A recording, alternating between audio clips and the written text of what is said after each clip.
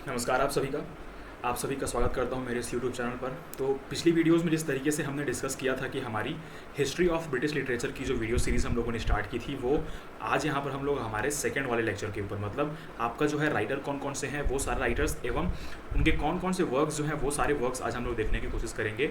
मतलब ये आपका पूरी तरीके से आपका वीडियो जो होगा वो आपका ओवरव्यू आपको प्रोवाइड कराएगा किस तरीके से क्लासिकल एज, मतलब क्लासिकल एज का ओवरव्यू देखेंगे। उसके बाद हम लोग एंग्लो सेक्शन एज में कौन कौन से राइटर्स, कौन कौन से वहाँ पर लैंग्वेज थे, वो सारी चीज़ें एक करके देखने की कोशिश करेंगे। तो चलिए स्टार्ट करते हैं आज की हमारी ये वीडियो। तो आप लोग जैसे स्क्रीन पर अभी देख पा रहे होंगे, इसमें आप सभी को मैं बता दूं कि किस तरीके से हमारा जो है वो लिटरेचर किस तरीके से वहाँ पर चल रहा था, उसकी जानकारी यहाँ पर मिलेगी आपको। साथ ही साथ वर्क्स कौन कौन से थे वो सारे वर्क्स भी आपको देखने को मिल जाएंगे। तो सबसे पहले आप लोग यहाँ पर देख पा रहे होंगे होमरिक और द हीरोइक पीरियड, मतलब आपका जो है होमरिक पीरियड और इसे हीरोइक पीरियड के नाम से भी जाना जाता है, जिसकी आपकी एज यहाँ पर आप लोग देख सकते हैं कि आपका एज की, मतलब इस वाले पीरियड का एज आपका डिवीज़न किस तरीके से किया गया है। तो किया गया है ये आपका 1200 BCE से आपका 800 BC तक। तो इस चीज़ का आप लोग अच्छे तरीके से ध्यान में रखेंगे। इसे आपका होमरिक पीरियड क्यों कहा गया है, तो इसमें आपके फेमस जो राइटर थे वो हमारे होमर थे। होमर की आपकी इलियड और ओडेसी, मतलब इन दोनों वर्क्स के बारे में आपको ओवरव्यू ले लेना है यूट्यूब से, जहाँ से आपको इसका कंटेंट मिल जाए, क्योंकि ये वाली स्टोरीज़ जो है बहुत ही इंटरेस्टिंग होने वाली हैं। स्टोरीज़ बहुत ही अच्छी स्टोरीज़ हैं, जिसमें आपको देखने को मिलेगा कि एलियड जो होता है वो किस तरीके से वहाँ पर वॉर मोंगर होता है, उसे दिखाया गया है पूरी तरीके से।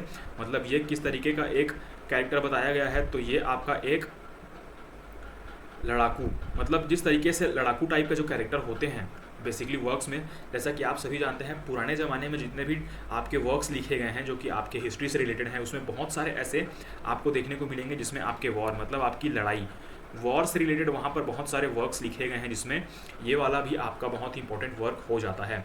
उसके बाद आप लोग यहाँ पर देख पाएंगे कि आपका इसमें होमर जो है, होमर ने अपने इंस्टीट्यूट में, मतलब उसका जो इंस्टीट्यूट था उसका नाम क्या था, तो इसका आप लोग अच्छे तरीके से ध्यान में रखेंगे। ये आपके MCQ में बहुत ही डायरेक्टली क्वेश्चन पूछ सकता है आपसे कि होमर की जो आपकी एक इंस्टीट्यूट थी अपनी, वो उनका नाम क्या था, तो उसका नाम था अकेडमी। अकेडमी में कौन सा आपका जो है जो एक वर्क है वो प्रेस्क्राइब्ड मिलता है आपको, तो इलियड।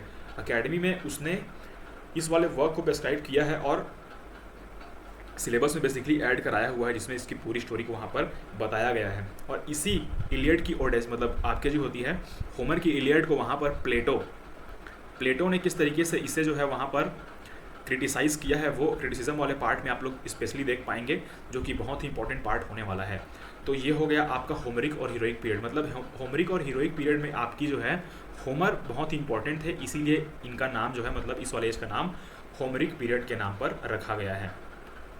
अब हम लोग देखेंगे कुछ अगले पॉइंट्स।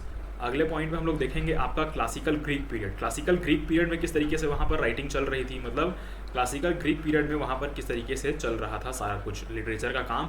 तो यहाँ पर आप लोग ये सीक्वेंस आप लोगों को याद में रखना है। इस सीक्वेंस के ऊपर आप लोगों से क्वेश्चन पूछ सकते हैं। तो सबसे पहले आपके जो आते हैं वो आते हैं हमारे सोक्रेटिस जो होते हैं, जिसे सुकरात कहा जाता है। उसके बाद आते हैं प्लेटो के बाद एरिस्टोटल। मतलब आपको कहने का मतलब ये है कि सबसे पहले सोक्रेटिस आए, ये गुरु बने किसके, मतलब ये गुरु थे प्लेटो के। फिर प्लेटो किसके गुरु बने, तो प्लेटो गुरु बने एरिस्टोटल के। फिर एरिस्टोटल किसके बने, अलेक्जेंडर के। अलेक्जेंडर आप सभी जानते होंगे सिकंदर। तो इस तरीके से ये जो है सीक्वेंस चला आ रहा था वो टाइम पीरियड में। तो अब यहाँ पर हम लोग देखते हैं कि कौन कौन से ऐसी क्वालिटीज़ थी या फिर कौन कौन से ऐसे इंपॉर्टेंट वर्क्स थे इनसे रिलेटेड। तो सबसे पहले प्लेटो की रिपब्लिक में उन्होंने इमेजिनेशन की थ्योरी को वहाँ पर दिया गया है, इमिटेशन की थ्योरी को दिया है। इमिटेशन की थ्योरी को उन्होंने प्लेटो ने अपने बुक में दिया हुआ है, जिसमें उन्होंने किस तरीके से क्रिटिसाइज़ किया है वहाँ पर होमर के वर्क इलियड को, वहाँ पर आपको पूरी तरीके से देखने को मिल जाएगा। उसके बाद एरिस्टोटल की पोएटिक्स जो है वो बहुत ही इंपॉर्टेंट हो जाती है। 3 इसमें आपको मैं पॉइंट्स बताऊंगा जिससे कि ये आपको बहुत ही इंपॉर्टेंट लगेगी। सबसे पहले इन्होंने आपके 6 elements of tragedy, 6 elements of tragedy को दिया हुआ है। मतलब एक ट्रेजेडी को लिखने में आपके कौन कौन से 6 एलिमेंट्स काम करते हैं, उन एलिमेंट्स के बारे में इन्होंने बताया हुआ है। दूसरा इन्होंने बताया है कि आपका 3 यूनिटीज़ ऑफ टाइम, मतलब 3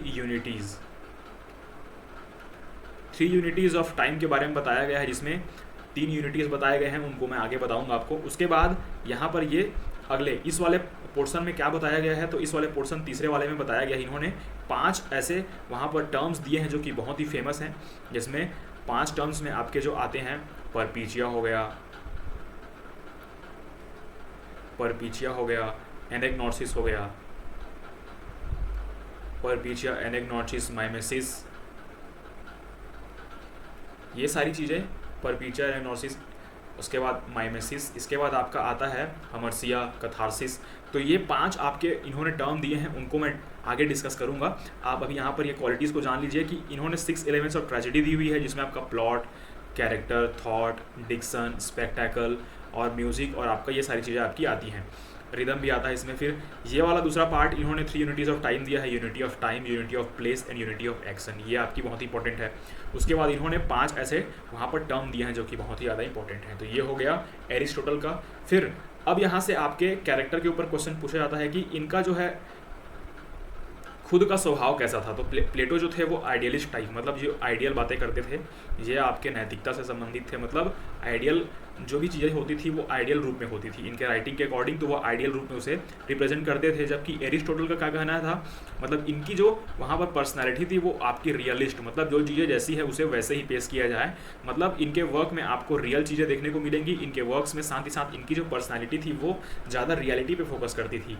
जिस तरीके से प्लेटो ने वहाँ पर आइडियल जो आपके बनने, मतलब आइडियल थॉट्स जो होते हैं उनको वहाँ पर फॉलो किया था, लेकिन यहाँ पर एरिस्टोटल जो थे उन्होंने वहाँ पर रियलिटी को ज़्यादा फोकस किया था। उसके बाद सोक्रेटिस मतलब सुकरात थे, इन्होंने स्पीच, ओरल स्पीच को इन्होंने ज़्यादा बहुत इंपॉर्टेंस दिया था। इसके ऊपर आप लोग अच्छे तरीके से ध्यान में रखेंगे। तो ये हो गया आपका क्लासिकल ग्रीक पीरियड की बात। अब हम लोग हमारे अगले पॉइंट की ओर आगे बढ़ेंगे यहाँ से। तो अगला पॉइंट हमारा क्या कहता है वो आप लोग यहाँ पर देखेंगे कि आपका इसमें अदर राइटर्स जो थे, मतलब क्लासिकल आपके जो हैं ग्रीक पीरियड में कौन कौन से राइटर्स थे, तो इन राइटर्स के नाम आप लोग अच्छे तरीके से याद रखेंगे। एसिक्लीज हो गया, इसमें ऑस्ट्रिया ट्रिलॉजी की बात की गई है, ये ऑस्ट्रिया ट्रिलॉजी, इसमें 3 वर्क हैं जिसे आपका मिलाकर ट्रिलॉजी बनती है। यूरिपिडीज जो है आपका मीडिया, इन्होंने एक वर्क लिखा हुआ है। सोफोक्लीज का Oedipus the king, Oedipus the king में आपके सोफोक्लीज ने एक टर्म प्रोवाइड किया था, मतलब इस वाले ऑडिपस द किंग में एक टर्म बहुत ही ज़्यादा फेमस है जो कि सिगमंड फ्रॉइड ने यूज़ किया हुआ है, मतलब सिगमंड फ्रॉइड ने वो दिया है, लेकिन ये क्वालिटीज़ किस में देखने को मिलती है, तो वो है आपका Oedipus complex. Oedipus complex, Oedipus complex की बात करते हैं तो इसमें आपका जो होता है, इसमें होता यह है कि आपका सन का जो है ऑब्सेशन होता है मदर की ओर। मतलब आप लोगों ने एक चीज़ें देखी होंगी, साइकोलॉजी का यह पार्ट है, मतलब जिस तरीके से एक फैमिली में अगर जो मान लीजिए कि एक फैमिली है 4 लोगों की, उसमें 2 बच्चे और बीवी और उसका हस्बैंड, ये 4 लोग रहते हैं। तो उसमें आप लोग देखे होंगे सन जो होगा वो अपनी मदर से ज़्यादा बहुत लगाव होता है उसका, और गर्ल चाइल्ड होती है वो उसके फादर से, मतलब ज़्यादा जुड़ाव किससे होता है, उससे फादर से। तो ये वाला जो आपका जो क्वालिटी है या फिर ये वाला जो आपका जो भी आपकी मतलब ये वाली आदत है वो किस तरीके से उन्होंने यहाँ पर बताई है, उसे कहा है इन्होंने कि ऑडिपस कॉम्प्लेक्स है ये वाला। और इलेक्ट्रा कॉम्प्लेक्स की बात करें तो इलेक्ट्रा कॉम्प्लेक्स में क्या होता है, इलेक्ट्रा कॉम्प्लेक्स में ये गर्ल्स का जो है वो ऑब्सेशन किसने, आपके फादर से होता है। तो ये वाली जो चीज़ें होती हैं उन्होंने थ्योरी प्रोवाइड की थी बेसिकली, तो ये वाली थ्योरी का पार्ट इस वाले वर्क में आप लोग को देखने को मिल जाएगा। अगले पॉइंट की यहाँ पर हम लोग बात करते हैं। तो अगले पॉइंट में आप लोग देखते हैं कि पैट्रिस्टिक पीरियड में आप लोगों ने देखा होगा किस तरीके से वहाँ पर सेंट अगस्टाइन, इसमें जो है सेंट अगस्टीन्स मतलब अगस्टाइन का कॉन्फेशन, फर्स्ट ऑटोबायोग्राफी इनकी यहाँ पर है। इस चीज़ को आप लोग ध्यान में रखेंगे। जो आपके लिटरेचर के अगर आप लोगों से पूछा जाए, मतलब क्लासिकल ग्रीक पीरियड में फिर क्लासिकल पीरियड में किस तरीके से आपके जो है फर्स्ट ऑटोबायोग्राफी लिखी गई थी, तो वो किसके द्वारा लिखी गई थी, वो आपके सेंट अगस्टाइन के द्वारा लिखी गई थी। उसके बाद सेंट जीरोम की बात करें तो translated Bible into Latin language, तो सेंट जीरोम ने वहाँ पर जो है बाइबल को ट्रांसलेट किया था लैटिन लैंग्वेज में। मतलब कहने का मतलब ये है कि सबसे पहले जो बाइबल थी वो आपकी हिब्रू लैंग्वेज में थी, हिब्रू से उसे ट्रांसलेट किया गया ग्रीक में, ग्रीक से आपका उसे ट्रांसलेट किया गया लैटिन में, फिर लैटिन से ये किस में जाएगा, लैटिन से ये जाएगा आपका फ्रेंच में या फिर इटालियन, वही जिसे हम लोग कहेंगे। फिर उसके बाद इटालियन से ये इंग्लिश में आता है, मतलब इंग्लिश में ये इटालियन के बाद आएगा। तो किस तरीके से आप लोगों ने देखने यहाँ पर देख सकते हैं कि बाइबल का ट्रांसलेशन किस तरीके से हुआ है। उसके बाद ये थर्ड वाला point, Christianity was brought by Saint Augustine, मतलब क्रिश्चियनिटी की शुरुआत जो हुई थी वो सेंट अगस्टाइन के आने के बाद ही हुई थी। मतलब आपका जो है ये क्रिश्चियनिटी की शुरुआत, जो रिलीजन है क्रिश्चियनिटी का, वो किन्होंने लाया था, तो वो लाया था सेंट अगस्टाइन ने। उसके पहले लोग जो है वहाँ पर देवी देवताओं की पूजा तो करते थे, लेकिन उनका जो वो आपका आस्था का जो आपका पैटर्न था या फिर तरीका था वो बहुत ही डिफरेंट टाइप का था। तो ये हो गया आपका पैट्रिस्टिक पीरियड। तो ये हम लोगों ने देखा होमरिक और the heroic period, classical Greek period, अब पैट्रिस्टिक पीरियड। इसके बाद हम लोग देखेंगे हमारे इंपॉर्टेंट वर्क्स। तो आप सभी को मैं बताना चाहूँगा कि हमारा जो हिस्ट्री ऑफ ब्रिटिश लिटरेचर का पार्ट होता है उसकी फर्स्ट एज यहीं से स्टार्ट होती है, मतलब ओल्ड इंग्लिश या एंग्लो सेक्सन लिटरेचर जिसे हम लोग कहेंगे, ये हमारा फर्स्ट वाला पार्ट है। इसमें हम लोग देखेंगे कुछ कुछ इंपॉर्टेंट पॉइंट्स जिससे कि आप लोगों को थोड़ा बहुत आइडिया यहाँ पर हो जाएगा कि किस तरीके से आपका एंग्लो सेक्सन एज या फिर हिस्ट्री ऑफ ब्रिटिश लिटरेचर किस तरीके से चल रहा था, कौन कौन सी चीज़ें थी वहाँ पर। तो सबसे पहला पॉइंट है आपका एंजल्स, सेक्सन्स एंड जूट्स। ये आपके 3 जर्मेनिक ट्राइब्स थे जो कि आए थे इंग्लैंड आए थे। क्यों आए थे? तो ये इंग्लैंड को सेव करने आए थे पिट्स से। वहाँ पर पिट्स का अटैक हो रहा था, फिर पिट्स का अटैक हो रहा था, उसके साथ ही साथ इसमें आपका रोमन्स का अटैक भी वहाँ पर हो रहा था, जिससे कि वहाँ पर यहाँ की जनता पूरी तरीके से परेशान हो चुकी थी। तो उन्होंने हेल्प करने के लिए किन्हें बुलाया था? हेल्प करने के लिए बुलाया था इन 3 जर्मेनिक ट्राइब्स को। ट्राइब्स मतलब आप सभी जान सकते हैं कि कबीले हुआ करते थे, लड़ाकू कबीले वहाँ पर हुआ करते थे उस टाइम पर। तो उन्होंने इन 3 ट्राइब्स को बुलाया था। और यहाँ पर आप सभी को मैं बता दूँ कि the name England is taken from Angles, मतलब ये एंजल्स जो थे इनके नाम पर ही बाद में इंग्लैंड का नाम इंग्लैंड पड़ा। उसके बाद ब्रिटॉन था, ब्रिटेन हुआ, फिर उसके बाद एंजल्स के नाम पे इंग्लैंड पड़ा। तो ये सारी चीज़ें आप लोगों को देखनी होंगी। ये आपसे क्वेश्चन पूछ सकता है कभी भी ऑब्जेक्टिव वाले क्वेश्चन में कि इंग्लैंड का नाम इंग्लैंड कहाँ से लिया गया है। तो एंगल्स मतलब जो 3 जर्मनिक ट्राइब्स आई हुई थी उनमें से एक जर्मनिक ट्राइब जो कि बहुत ही ज़्यादा इफेक्टिव थी, उनके नाम पर ही वहाँ पर इंग्लैंड पड़ा हुआ था। किंग अल्फ्रेड द ग्रेट, यहाँ पर किंग अल्फ्रेड द ग्रेट यहाँ पर आ चुके थे 1887 से 1899 तक इन्होंने रूल किया था। और इन्होंने मतलब प्रोज लिखने में किस तरीके से अपनी वहाँ पर इंपॉर्टेंस दी है, प्रोज लिखने में, साथ ही साथ इन्होंने इंग्लिश को बढ़ाने में बहुत ज़्यादा मदद की थी। मतलब इंग्लिश लैंग्वेज को किस तरीके से सोसाइटी में वहाँ पर इंट्रोड्यूस कराया जाए, इसके लिए बहुत ज़्यादा प्रयास इन्होंने किया था। किंग अल्फ्रेड द ग्रेट, इनको आप अच्छे तरीके से ध्यान में रखेंगे। इन्होंने इंग्लिश लैंग्वेज को एलिवेट करने के लिए बहुत सारे वहाँ पर प्रयास लगाए हुए थे, जिनके लिए इन्हें बहुत ज़्यादा याद किया जाता है लिटरेचर में। उसके बाद हम लोग देखेंगे हमारे अगले पॉइंट की ओर। तो अगला पॉइंट यहाँ से हमारा क्या कहता है, उसमें अब हम लोग देखते हैं 4 डायलेक्ट्स। आपके 4 डायलेक्ट्स वहाँ पर थे। कौन कौन से डायलेक्ट थे आप लोग यहाँ पर देख सकते हैं। तो डायलेक्ट मतलब जो आपकी बोली होती है बोल चाल की, तो उनमें कौन कौन सी बोली होती थी। सबसे पहला नॉर्थम्बरियन, ये नॉर्थ ईस्ट वाले बोलते थे। मर्सियन जो था वो हम्बर या थेम्स, थेम्स जानते हैं आपको, थेम्स वाला जो रिवर है वो थेम्स रिवर बहुत ही वहाँ का फेमस है। बहुत ही क्लीन वहाँ पर पानी होता है थेम्स रिवर का, पोर्टेबल वाटर जिसे कहते हैं। वहाँ के नदी के पानी को आप लोग पी भी सकते हैं, इतना मतलब प्यूरीफाई वहाँ का सिस्टम जो है। मतलब जिस तरीके से उन्होंने इंडस्ट्री को बढ़ावा दिया है, इंडस्ट्री को बढ़ावा देने के साथ ही साथ उन्होंने नेचर को भी ध्यान रखा हुआ है। तो जिस तरीके से वहाँ पर जो चीज़ें हैं थेम्स को लेकर, वो अलग बात हो गई। मर्सियन। उसके बाद आते हैं कैंटिस। कैंटिस जो है आपका जूट्स लैंग्वेज, जो आपके 3 ट्राइब्स थे, उनके थर्ड वाले ट्राइब्स में उनका जो लैंग्वेज था वो कैंटिस, मतलब डायलेक्ट जो था वो कैंटिस था। उसके बाद वेस्ट सेक्शन जो आपके साउथ के लोग बोला करते थे। तो ये 4 आपके डायलेक्ट्स यहाँ पर मेन है। इन डायलेक्ट्स के नाम आपको याद करने होंगे, इंपॉर्टेंट हैं। और साथ ही साथ इनकी जो है किस तरीके से वहाँ पर जियोग्राफिकल वहाँ पर इंपॉर्टेंस देख सकते हैं आप लोग। नॉर्थ ईस्ट हो गया, ये हम्बर ऑफ थेम्स के लोग बोला करते थे, ये जूट्स की लैंग्वेज थी, और ये साउथ वाले बोला करते थे। तो ये सारी चीज़ें आपको ध्यान में रखनी होगी। अब हम लोग देखेंगे हमारे अगले पॉइंट की ओर। अगला पॉइंट हमारा क्या कहेगा, तो अगले पॉइंट की बात करें तो यहाँ पर आपके 4 मेजर मैन्यूस्क्रिप्ट की बात करें तो ये आप लोग बोल सकते हैं लिपि जो होती है पुराने ज़माने की। तो मैन्यूस्क्रिप्ट्स मतलब जिनमें आपका पूरा कच्चा चिट्ठा मिलता है, जितनी सारी चीज़ें वहाँ पर हुई हैं आज तक के इतिहास में, कौन कौन से मैन्यूस्क्रिप्ट्स में कौन कौन से वर्क लिखे गए हैं, बेसिकली ये उन चीज़ों को वहाँ पर दिखाता है। तो सबसे पहला मैन्यूस्क्रिप्ट है आपका जूनियस मैन्यूस्क्रिप्ट, इसे कैडमियन मैन्यूस्क्रिप्ट भी कहा जाते हैं। इसमें collection of poems and Bible narration, मतलब आपका जो है इसमें कौन कौन सी चीज़ें दिखाती हैं, मतलब पोएम का कलेक्शन दिखाया गया है, पोएम के कलेक्शन को किसमें प्रिजर्व रखा गया है। तो ये मैन्यूस्क्रिप्ट जो होते हैं इनमें आपका जो है वर्क्स जिस टाइप के थे उस एज में वो सारे वर्क्स वहाँ पर प्रिजर्व रखे गए हैं, तो उनके ऊपर यहाँ पर बात की गई है। तो ये उनमें पोएम भी होते हैं और बाइबल के नैरेटिव्स। बाइबल के नैरेटिव में आपका बहुत ज़्यादा चीज़ें आपको मोरालिटी को देखने को मिलेंगी, मैजिकल रियलिज्म वहाँ पर देखने को मिल सकता है, सुपर नेचुरल एलिमेंट्स आपको वहाँ पर देखने को मिल सकते हैं। दूसरा है हमारा एग्जिटर बुक, जिसे एग्जिटर बुक को किसे क्या कहते हैं, और प्रेज ऑफ क्राइस्ट, मतलब ये आपका जो है प्रेज़ किया जाता है किस तरीके से, मतलब जो राइटिंग स्टाइल यूज़ करके कि आपका किस तरीके से सारी चीज़ें वहाँ पर रखी गई थी। तो इसमें कौन कौन से वर्क आते हैं आपके, तो इसमें वर्क आते हैं हमारे, आप लोग देख पाएंगे इनमें बहुत ही इंपॉर्टेंट वर्क आप लोगों को देखने को मिलेगा। एक सेकेंड यहाँ, तो the wanderer, the seafarer, the wife's lament और हस्बैंड्स मैसेज। मतलब कहने का मतलब ये है कि इसमें जो वर्क हैं वो बेसिकली इसका थीम क्या होता था, तो थीम होता था कि आपका जो है प्रेज़ करना है वहाँ पर, तो ये सारी चीज़ें आपको वहाँ पर प्रोवाइड कराई गई हैं इस वाले। ये बेसिकली एग्जिटर बुक जो है वो आपका पूरी तरीके से प्रेस के ऊपर, मतलब जो गुणगान किया जाता है उस गुणगान के ऊपर ये पूरी तरीके से बेस्ड है। इसका आप लोग अच्छे तरीके से ध्यान में रखेंगे। अगले पॉइंट की हम लोग यहाँ से बात करेंगे। अगला पॉइंट है हमारा वर्सिली बुक। तीसरा बुक है, बहुत ही इंपॉर्टेंट बुक है ये वर्सिली बुक, जिसमें ड्रीम ऑफ द रूट के बारे में अगर मैं बात करूँ आपका, तो ये फर्स्ट ड्रीम विज़न, मतलब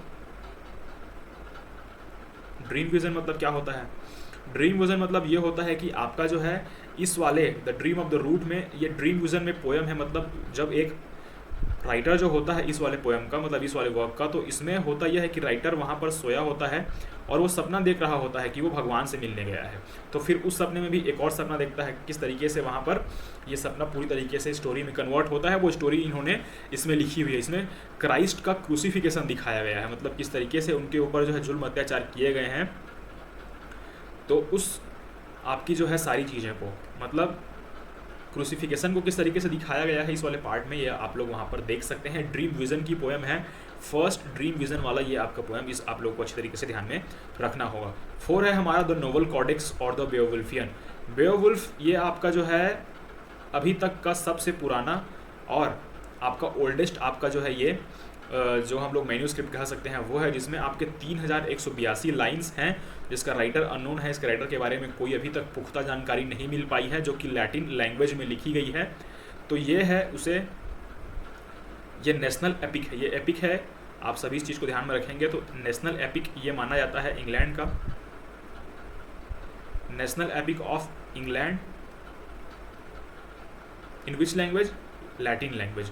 और इसके साथ ही साथ आपका जो है ये वर्क, इसमें आपको स्टोरी दिखाई गई है किस तरीके से एक आपका जो होता है मॉन्स्टर होता है जिसका नाम होता है ग्रैंडल, उन्होंने किस तरीके से वहाँ पर जो है एक वहाँ पर सिटी होती है या फिर एक आप लोग बोल सकते हैं साम्राज्य होता है, जिसमें उन्होंने आतंक या फिर उन्होंने सनसनी वहाँ पर मचा के रखी हुई होती है, जिसमें कि वहाँ बेओवुल्फ नाम का एक वहाँ पर योद्धा होता है, जिसे इस मतलब ये आपके जो होती हैं ग्रैंडल को मारने के लिए बुलाया जाता है। तो वो उसे जो है किस तरीके से पूरी तरीके से उस शहर को पूरी तरीके से सेव करता है, जिससे बाद में उसे जो है वहाँ का राजा बनाया जाता है। राजा बनने के बाद कहानी ये होती है कि एक फायर ब्रीथिंग मॉन्स्टर आता है और फिर से उसके बीच में लड़ाई होती है, और उसी समय वह अपनी प्रजा को, मतलब अपने राज्य को बचाते बचाते अपने प्राण त्याग देता है। मतलब ये बेओवुल्फ जो है वो एपिक ट्रेजेडी है, आप सभी जान सकते हैं। ट्रेजेडी का मतलब होता है कि इसमें आपका प्रोटैगनिस्ट या फिर स्टोरी का एंड जो होता है वो किसी न किसी के डेथ के साथ थोड़ा वहाँ पर जो है पिटी, फियर, ये सारी चीज़ें आपको देखने को मिलती हैं। तो ये वाले वर्क में आपको वो प्रॉपर तरीके से देखने को मिल जाती हैं। तो ये था ये 4 मैन्यूस्क्रिप्ट्स जो हम लोग ने डिस्कशन किए हुए हैं, इनको आपको अच्छे तरीके से देख लेना है। अगले हम लोग पेज की बात करेंगे यहाँ से। तो उसके बाद फेमस वर्क कुछ यहाँ पर आप देख सकते हैं। तो कौन कौन से फेमस वर्क हैं, एक सेकेंड, कौन कौन से फेमस वर्क हैं इसके आप लोगों को मैं दिखाना चाहूँगा। तो इसके बाद है बीड, वर्नेबल बीड जो है ए classical history of England of English people. इन्होंने हिस्ट्री लिखी है इंग्लिश पीपुल की, किस तरीके से ये बहुत फेमस है।